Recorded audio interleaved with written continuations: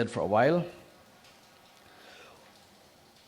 Why do you notice the splinter in your brother's eye, but do not perceive the wooden beam in your own?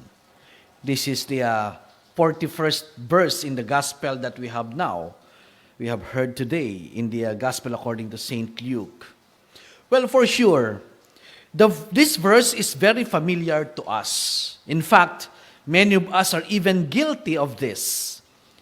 Pero ambot kun napamangkot na naton sa aton kaugalingon kung paano ina matabo nga mas madali makita ang jutay nga higgo sa mata sang aton isig katawo pero budlay o indi gid gani naton makita ang dako nga higgo nga ara na gid sa tubangan naton.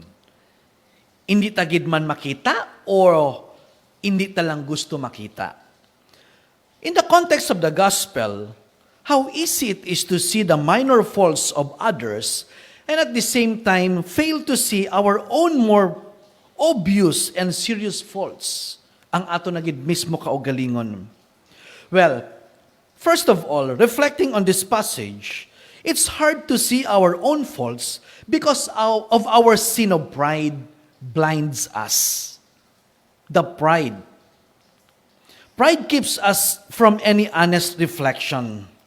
When we are full of pride, another thing happens.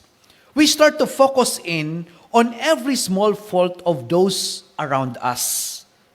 Ay, kung sa bagay, sino man abi ang mapabugal kag mabuyagyag sa publiko sang iya nga nahimo nga sala. Gani, para matabunan ng sala, ibuyagyag naton ang sala sang iban. Pero dito pero ang sala naton, hindi naton pag ipabalo sa iban, agud nga ang atensyon sang mga makabati dito makadto sa iban nga nakasala.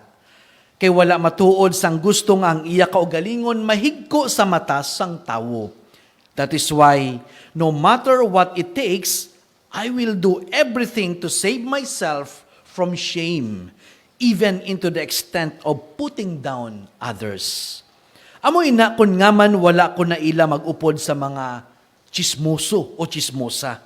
Kay sagi nila inistorya sang mga sala sang iban as if sila wala sang sala o wala gid nakasala. Nakita nila ang higgo sang iban.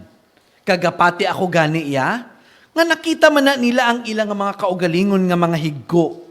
Pero higgo lang sang iban ang ila ginachismis, kagang ila kaugalingon nga higgo, ginatago lang nila kag ginatabon-tabunan sang higko sang iban.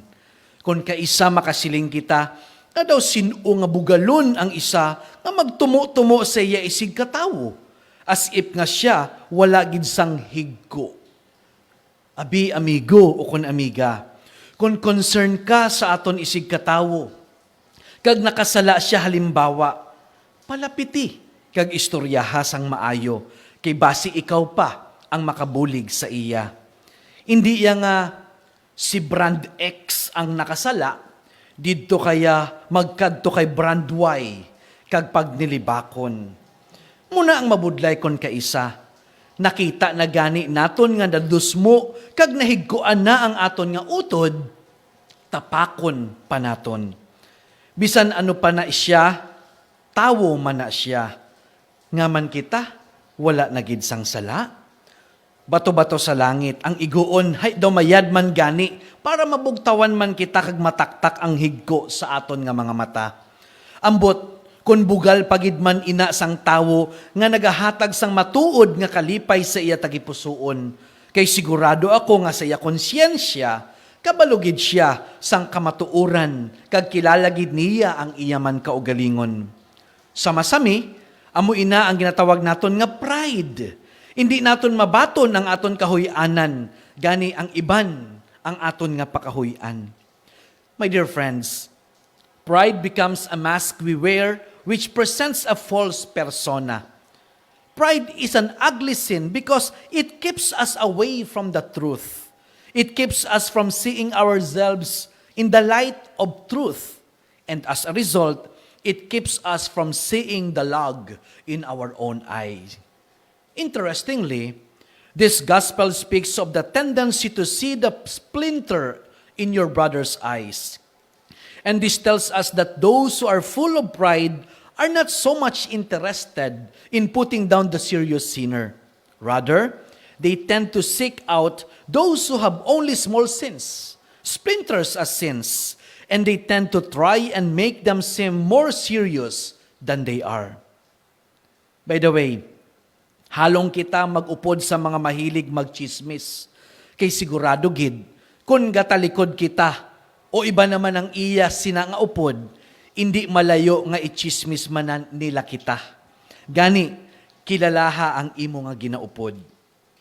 Lastly, reflect, my dear friends, today upon whether or not we struggle with being judgmental towards those around us. Balik kita sa aton kaugalingon. Hindi naton paglantawon ang sala sang iban.